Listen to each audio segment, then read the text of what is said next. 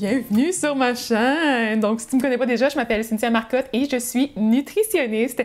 Et dans la capsule du jour, je vais analyser une vidéo de Thibaut InShape, qui est un YouTuber français vraiment très populaire. Et cette vidéo-là m'a été demandée quand même plusieurs fois à travers mes différents réseaux sociaux. Donc, je dois dire que j'ai eu la suggestion ici et là. Je savais pas trop si je devais en parler parce que c'est sûr que là, on parle plus du domaine du fitness. C'est un monde un peu à part en termes de standards de beauté, en termes de pratique. J'ai aussi fait des vidéos sur des youtubeurs français il y a de ça quelques mois. Vous allez pouvoir les trouver dans le barre d'infos en bas. Et je dois dire que j'ai eu quand même aussi une vague de commentaires plus négatifs parce que probablement que mon approche qui est plus intuitive ne correspond pas nécessairement à celle des gens qui suivent les gens que je présente à travers mes vidéos. Donc, en fait, là, les gens, par exemple, dans la vidéo de Sissi Mua, que je vais te mettre ici, un petit teaser, étaient fâchés parce qu'ils adorent, par exemple, cette femme, puis je comprends tout à fait. Donc, ici, je tiens à mentionner que mon objectif, c'est vraiment pas de discréditer ou de rabaisser les gens qui se trouvent dans les vidéos que j'analyse, c'est vraiment de pouvoir nuancer certains propos avec mon avis de professionnel de la santé. On va donc commencer la vidéo officiellement avec un petit à propos donc de Thibaut. Sur sa page Instagram, il y a 4,4 millions d'abonnés. Vraiment beaucoup, là. Donc, on doit dire que c'est vraiment une personne qui doit être connue par une grande proportion là, des gens de la communauté francophone. Et Thibaut est le copain de Juju FitCats. Donc, j'avais déjà analysé une de ses vidéos. C'était celle dans laquelle elle faisait, donc elle reproduisait une journée dans l'assiette de Kim Kardashian. Donc, si tu veux voir ça, je vais te mettre ça aussi dans la barre d'infos en bas. Donc, on peut savoir aussi en regardant sur Instagram que Thibaut possède une marque de compléments pour sportifs qui est nommée InShape Nutrition. Donc, les objectifs de celle-ci, puis là, j'ai vu ça aussi dans une vidéo sur sa chaîne, c'est de vous aider à atteindre vos objectifs. Donc, des objectifs comme prendre du muscle, perdre du poids, vous tonifier, vous sculpter, avoir des abdos, perdre du gras, prendre du cul. C'était dit comme ça, je le répète dans ces mots, et avoir des biceps plus gros. Donc, des objectifs principalement liés à l'apparence et comme vous le savez, moi, c'est moins dans mes cordes. Moi, je préfère vraiment me concentrer sur le bien-être. Donc, autant la santé mentale que notre niveau d'énergie, ces choses-là. Donc, j'en dirai pas plus pour le moment. Si vous voulez une analyse des suppléments, ça pourrait être super le fun parce qu'en fait, il y a des poudres de protéines, une pâte à tartiner sans huile de palme, il y a un sirop d'agave également, il y a des barres protéinées fabriquées en France avec 20 grammes de protéines par barre, il y a des thés verts en différentes déclinaisons, donc un qui va être un thé détox, l'autre qui va être un brûle-graisse et l'autre qui va être un booster. Si tu veux avoir des infos par rapport au thé vert, genre détox, perte de gras, j'en ai parlé dans une autre vidéo là, qui met en vedette un thé matcha. Ensuite, il y a également des suppléments brûle-graisse. Donc, dans la vidéo, il dit, par contre, qu'il n'est pas là pour vous vendre du rêve et que c'est pas magique. Donc, au moins, ce petit disclaimer-là est présent, donc ça me rassure un peu.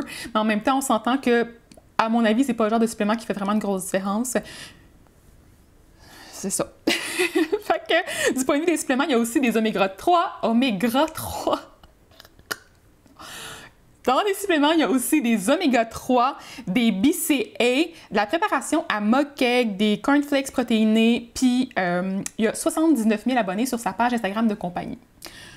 Voilà pour le petit résumé par rapport à Thibaut. Si on passe à sa chaîne YouTube maintenant, donc il y a 8,06 millions d'abonnés. Tantôt, j'étais comme « Wow! » pour 4,6, je pense 4,4, en tout cas.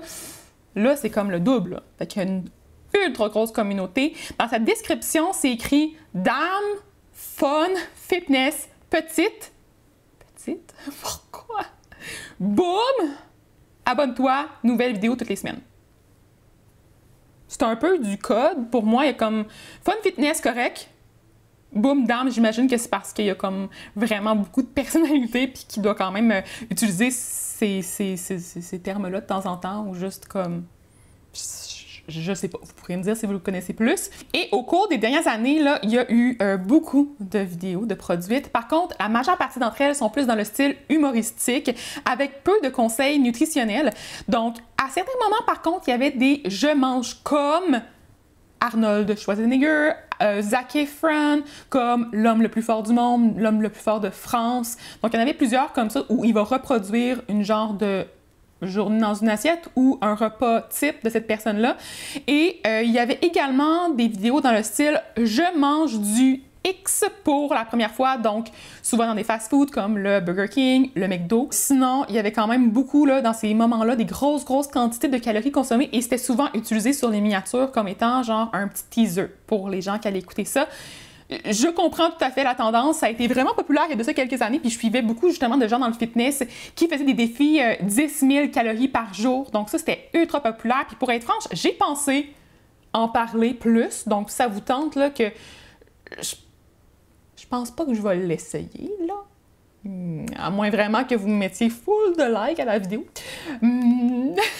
Pour vrai, je pense pas.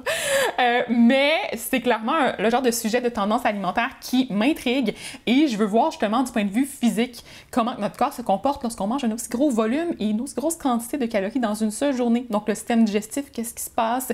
Est-ce que toute la nourriture est bien digérée ou est-ce qu'il y en a une partie qui passe tout droit? Comment ça fonctionne exactement? Donc si tu as des questions par rapport à ça, dis-moi-le en commentaire. Et là, passons au clou du spectacle. Donc la vidéo analysée aujourd'hui, c'est « Je réagis aux transformations physiques TikTok ». Donc, c'est des pertes de poids incroyables. La vidéo a 568 000 vues et 1380 commentaires en ce moment. Et dans la description, c'est écrit « Je réagis aux transformations physiques avant-après TikTok ». TikTok. J'ai une grosse relation amour-haine avec TikTok. J'en ai déjà parlé dans une autre vidéo auparavant, justement. Je me suis lancée sur TikTok. Je crée du contenu sur la plateforme. Je trouve que c'est une plateforme imprévisible qui est vraiment intrigante. Mais en même temps, il y a du contenu que je trouve très controversé, disons, à cet endroit-là. Et je dois dire que je suis encore comme en amour-haine un peu avec cette dernière. Et le concept des avant-après, c'est autre chose aussi. Donc, je vais en parler plus en détail aujourd'hui, justement. Et là, on va commencer avec le premier extrait. Et même si je sais que TikTok c'est une application assez controversée, il y a aussi beaucoup de positifs et on va le voir dans cette vidéo. Ok, TikTok c'est une application qui est vraiment très controversée, je viens de le dire. Et en fait, lui il considère qu'il y a quand même beaucoup de positifs à travers la plateforme et je seconde. Par contre, je sais pas si les vidéos qui se trouvent dans cette capsule-là, c'est vraiment le positif. Vous pourriez me dire en bas comment vous vous sentez justement en écoutant ce genre de contenu-là. J'ai comme des petites frictions à des endroits, disons. Comme vous le savez, moi j'adore le sport et la muscu, mais ce que j'aime par-dessus tout, c'est voir des gens se transformer, évoluer, faire des transformations physiques avant-après incroyables. Ouais. Donc, ce que j'aime par-dessus tout, c'est justement de voir les gens qui vont comme changer leur corps du tout au tout après avoir fait des modifications d'habitude de vie. Je trouve ça super le fun de faire des changements d'habitude de vie, justement, de vouloir prendre soin de nous, de vouloir manger d'une manière qui va nous faire du bien, de vouloir bouger, tout ça. Mais les photos avant-après, on dirait que j'ai encore, comme j'ai dit, un petit quelque chose. Puis justement, je vous ai noté des infos par rapport à ça. Peut-être que je vais écrire un article de blog aussi sur la question pour que ce soit bien rédigé et concis. Mais je dois dire que en fait, tu as le droit de prendre des photos avant-après, tu as le droit d'en regarder, tu as le droit de trouver ça motivant, tu as le droit d'aimer ce concept-là. Et ça, je te le donne pour vrai. Je sais que c'est à chacun de prendre des décisions s'ils ont envie de partager ce genre de choses-là, s'ils ont envie de regarder aussi ces choses-là. Mais je pense que c'est important de garder en tête que c'est aussi possible que dans ta situation, les images avant-après puissent t'affecter négativement, qui puissent t'entraîner à ressentir des émotions qui ne sont pas agréables. Donc, j'avais justement envie de te présenter certains petits points qui sont des conséquences possibles, en fait, des photos avant-après et de t'interpeller, disons, à réfléchir par rapport à ça. Donc, les photos avant-après peuvent, entre autres, donner l'impression indirecte que sans perte de poids, ben c'est pas un succès. Je dois dire que là, il y a encore aussi d'autres nuances à apporter vis-à-vis de la composition corporelle. Je sais qu'il y a aussi des photos avant-après du genre j'étais mince puis après ben, j'ai juste gagné du muscle. D'autres moments, c'était, tu sais, ça peut être un peu n'importe quoi. Donc à ce moment-là, je pense que c'est important de te dire dans ta tête que la personne a perdu du poids. Mais ça ne veut pas automatiquement dire qu'elle est plus en santé après, qu'elle est plus heureuse après, qu'elle est mieux dans sa peau après, qu'elle a une vie qui l'épanouit davantage après, qu'elle n'a pas de pensées qui sont super stressantes, donc de la culpabilité, de la honte si elle ne réussit pas à suivre le plan alimentaire, ces choses-là. Donc, tu ne peux pas savoir comment la personne est en ce moment-là. Puis indirectement, ça te donne l'impression aussi que plus une personne perd du poids, donc plus il y a un nombre élevé entre le poids initial et le poids final, bien que c'est justement un plus gros succès et aussi une santé améliorée automatiquement. Ça non plus, c'est pas toujours le cas. On s'entend, il peut y avoir des troubles alimentaires, des relations malsaines avec les aliments, il peut y avoir aussi des avant-après dans d'autres situations. Là. Tu le sais pas, la personne peut-être que finalement elle est super dépressive ou qu'elle a une maladie chronique qui l'a empêché, par exemple, de bien métaboliser certains nutriments. Tu sais, c'est pas cool ça, là. Vraiment pas. Faut aussi comprendre que perdre du poids très rapidement, c'est souvent valorisé, mais c'est pas une bonne idée. Parce qu'on s'entend, là, quand on perd du poids, notre corps aime pas ça et il y a des gros changements du point de vue métabolique. Donc, le corps va essayer de s'agripper à toutes les calories qu'il peut. Donc, il va, entre autres, essayer de mieux digérer les aliments, mieux les métaboliser pour les transformer en énergie, mais il va aussi ralentir le taux métabolique du corps, il va faire en sorte que, justement, tu dépenses moins d'énergie au repos ou en faisant de l'activité physique. Ce qui est un peu moins efficace, puis ça fait en sorte que, éventuellement, si tu reprends tes habitudes antérieures, que tu manges plus de calories, disons, des bonnes chances que tu reprennes le poids. Ouais. Les photos avant-après peuvent aussi, chez certaines personnes, entraîner de la comparaison malsaine, une espèce de compétition qui va être inappropriée parce qu'on s'entend, la personne a une génétique, un corps quelconque, une situation médicale et psychologique et environnementale X qui n'est pas la tienne. Hein? Elle a peut-être fait aucune diète dans sa vie, elle a peut-être justement un potentiel de perte de poids qui est fantastique et ça fait en sorte que justement tu as l'impression que toi, t'es pas correct de pas réussir à atteindre ce que la personne a fait à travers ses photos avant-après parce que c'est juste une question de volonté, puis de discipline, puis de motivation, puis de work hard, genre comme vas-y, genre tu vas l'avoir si tu travailles fort. Pas nécessairement. Hein? C'est une situation qui est multifactorielle, je le dis souvent. En règle générale, tu devrais faire des changements d'habitude de vie pour toi et pas pour que les autres t'aiment plus. Si tes proches t'aiment plus parce que tu as perdu du poids, là, c'est vraiment qu'il y a un petit problème, un petit quelque chose qui chicote.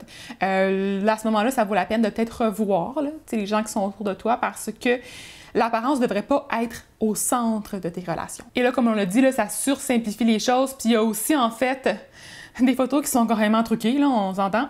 Réseaux sociaux égale pas toujours la vérité. Donc, il peut y avoir des retouches photos, des filtres qui sont ajoutés. J'ai fait d'ailleurs une vidéo là-dessus récemment. Il peut y avoir des photos dans différents angles, avec différentes luminosités. Ça change tout, là. Tu sais, je veux dire, prendre une photo avec une belle lumière diffuse là, qui vient face à toi, avec une petite angle de côté puis une petite fesse qui ressort versus juste de même comme ça, avec le menton comme ça, c'est sûr que tu vas avoir la main à ton avantage.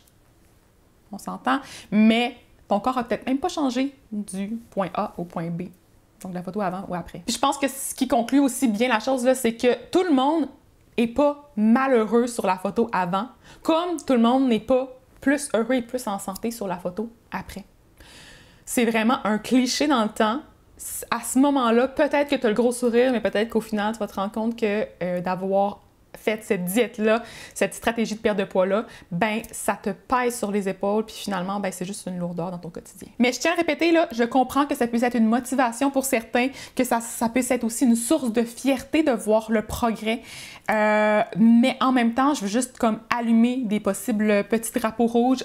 Ça se peut que ça te fasse du mal, et si c'est le cas, je pense que c'est important que tu en prennes conscience, puis que tu fasses les actions en conséquence. Justement, j'ai une petite question à te poser là, avant de continuer avec l'analyse de la vidéo de Thibaut. Donc, est-ce que, justement, en regardant ces photos-là, tu as l'impression que tu te compares à ces personnes-là, puis que si tu n'arrives pas à atteindre ce qu'eux ils ont fait, ça te fait du mal?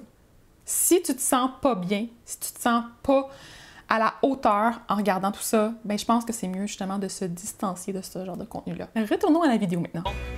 281 pounds. Quelle idée d'avoir des pounds, que pas avoir des kilos comme tout le monde. 280 pounds, ça fait 127 kilos. OK.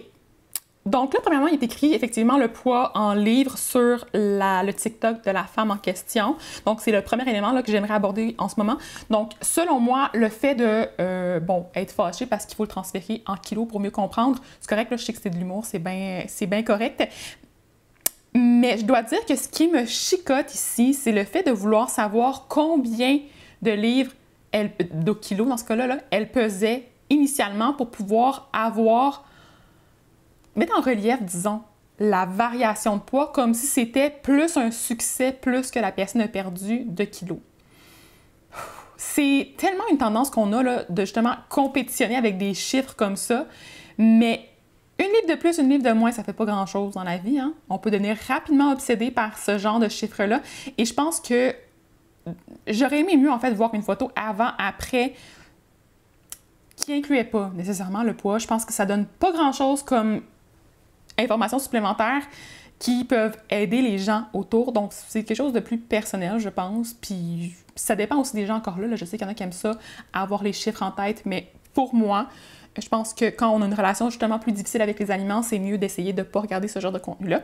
Puis, on voit aussi, donc, sur cette vidéo-là sur TikTok, qu'elle associe certaines caractéristiques plus négatives au fait qu'elle était plus lourde. Donc, autant qu'elle se sentait misérable, déprimée et qu'elle était en train de se tuer tranquillement avec les aliments.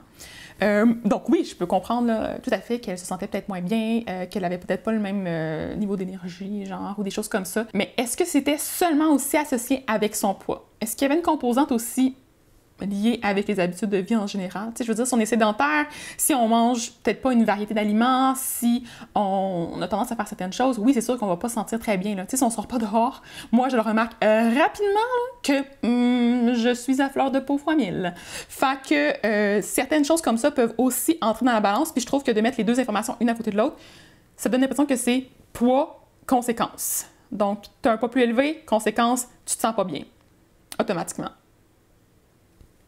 Dites-moi ce que vous en pensez. Ah, trop ouf. Ouais. Bravo. Ce qui me fait rire ici, là, c'est vraiment la photo avant-après. Avant au naturel, après avec beaucoup de maquillage puis du contouring. Tu sais, on s'entend là, l'espèce de petit brun là, qu'on se met. J'en mets pas parce que je suis pas bonne. Moi, quand j'en mets, là, ça a l'air d'être juste comme plein de salissures. Mais voilà, ça, c'est fait, ce contouring-là, qu'on va mettre ici là, sur les joues, un peu dans le creux de la... Ici, là, tu sais, j'explique très bien, donc vraiment pas pantoute. Mais en tout cas, vous comprenez que ça, c'est fait pour amincir souvent le visage, pour augmenter, par exemple, l'espèce de forme ici de la mâchoire aussi, qui donne l'impression qu'on a comme une délimitation entre le cou puis la joue. Puis, on en met aussi sur les pourtours de visage pour venir amincir, rendre ça plus étroit. Donc, tout ça, c'est la manipulation qui est faite avec le maquillage. Puis, il n'y a peut-être pas nécessairement autant de changements physiques, corporels, que ce qu'on peut avoir l'impression en regardant tout ça. Je me sentais moche. C'était à mon poids le plus gros. En janvier 2020, je me suis dit, ça suffit. Encore ici, là, il y a je me sentais moche, poids plus gros. Un côté de l'autre. Ça n'a pas rapport, selon moi. Tu sais, on ne devrait pas associer la beauté au poids. Je sais qu'il y en a qui ont des préférences du point de vue physique, là, puis c'est tout à fait valable. Là. Je veux dire, on vit dans une société qui nous a établi des standards de beauté là, qui sont souvent liés avec le poids. Pour toutes les filles qui regardent la vidéo, vous voyez que ces transformations-là sont possibles parce qu'il y a des charges aussi. Pas que du poids du corps, hein. Ils font du squat. Ouais. Le fait d'utiliser des charges quand on s'entraîne, c'est vraiment effectivement un bon truc. Je pense que souvent, en tant que femme, là je mets encore des guillemets parce qu'il y a d'autres types de sexualité, mais je pense qu'on a quand même souvent l'impression que plus on met des poids lourds, plus on va avoir beaucoup de gros muscles, puis moins c'est joli, moins c'est féminin, moins c'est... Tu peux t'entraîner avec des poids plus lourds et effectivement, c'est le fun de se sentir forte, de se sentir capable d'être autonome, ces choses-là. Puis moi, je m'entraînais justement en powerlifting avant, puis ça me manque, là. Là, j'ai le goût de faire des gros squats lourds puis des gros deadlifts, là. C'est le fun. Glow up, quoi. Ouf, génial. Les petits enfants qui font « Yeah! » en arrière-plan, là, je suis pas sûre avec ça, c'est moins mon style aussi. Mais ce qui m'a frappé un peu plus là-dedans, je dirais, c'est... Devinez-vous? Photo avant-après, après avec un filtre, avant pas de filtre. Encore là, les filtres, ils modifient la perception du visage, l'impression de perte de poids. Puis pour moi, c'est pas une photo avant-après qui est super intéressante dans le sens où est-ce qu'il faudrait comparer des pommes avec des pommes, pas des pommes avec des oranges. À toutes les filles qui ont du mal à perdre du poids. Wow. La fameuse ceinture amincissante, donc qui se met souvent là, du point de vue abdominal. On va la mettre là, autour du ventre, la serrer. On appelle ça aussi des fois des wraps, si je me souviens bien. En tout cas, à moins que là, je pense à des wraps de bouffe, là. C'est peut-être ça dans le fond, je suis juste toute mélangée. Mais on utilise ça justement pour faire perdre du poids de manière ciblée, localisée. Je vais en reparler à travers une vidéo bientôt, fait que restez à l'affût pour ça. Abonne-toi à ma chaîne aussi si c'est pas déjà fait. Mais je dois dire que ça permet pas, là, de brûler plus de graisse, c'est vraiment inefficace.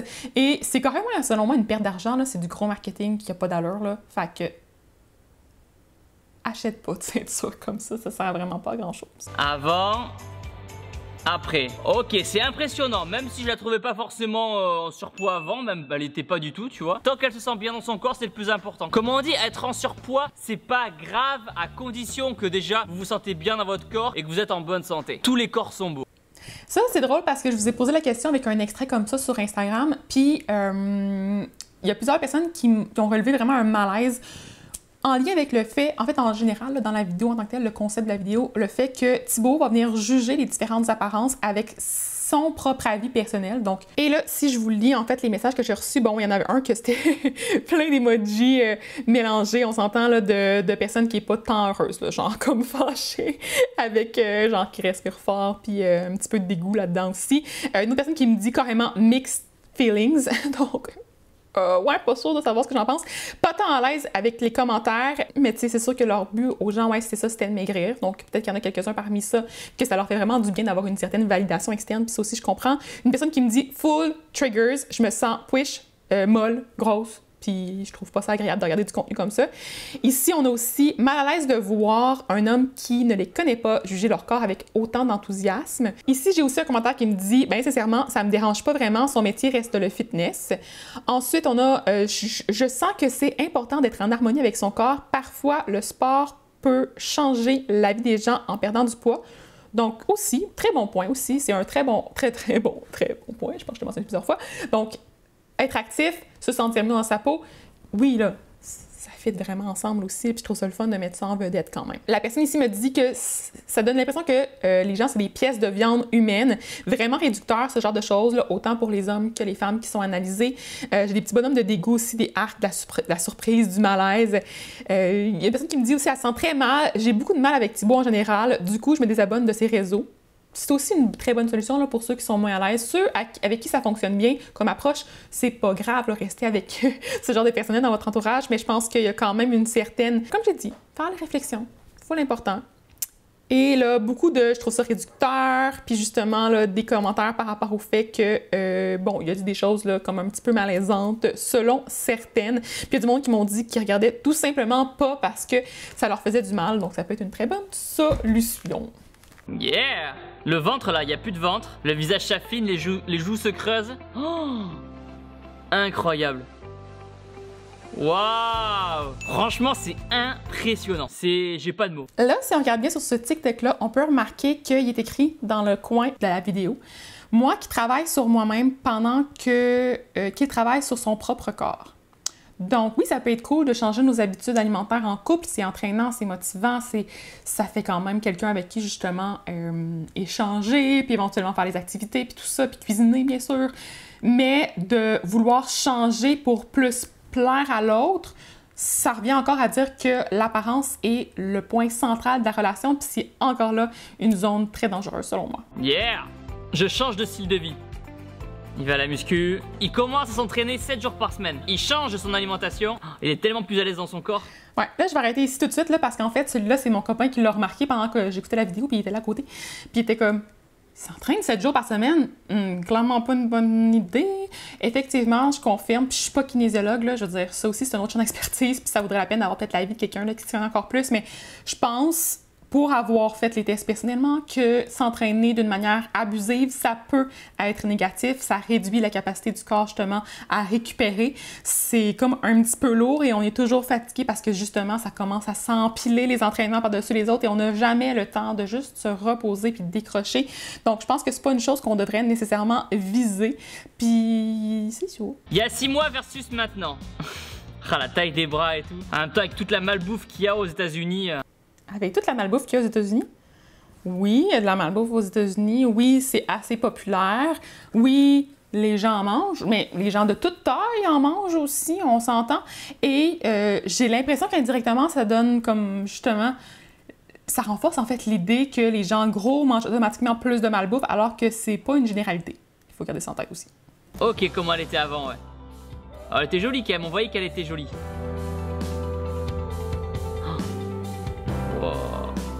C'est pas la même personne. C'est pas la même personne. OK. On voyait qu'elle était jolie avant, mais il fallait qu'elle mincisse, qu'elle devienne plus maigre pour pouvoir révéler le fait qu'elle était vraiment jolie, tu sais, parce que j'étais pas sûre, on le voyait, mais là, elle est vraiment jolie quand elle est mince. Encore là, je suis pas tant à l'aise avec ce genre de propos-là, mais, tu sais, je veux dire, tous les goûts sont dans la nature, puis ça, je comprends également. Mais voilà. Et l'autre affaire aussi, c'est qu'on dirait pas la même personne, mais c'est parce que c'est la même personne. Qu'on ait plus de gras accumulé ou qu'on en ait moins, bien, on reste le même fondement. Tu sais, on va pas tout à coup, tu sais, devenir une chose complètement différente, là. La personnalité de l'individu, ses craintes vont rester là, ses relations troubles avec son corps vont peut-être même rester là. Fait qu'il faut faire attention. Fait que je conclue le tout là-dessus. Si t'as aimé ce genre de vidéo, oublie pas de t'abonner à ma chaîne et de me proposer mes prochaines vidéos à analyser dans les commentaires et de me poser aussi des questions ou des suggestions là, pour les prochains contenus. Je pense que ça va être super cool. Puis voilà, mets un petit cœur à la vidéo puis on s'en parle bientôt. Bye!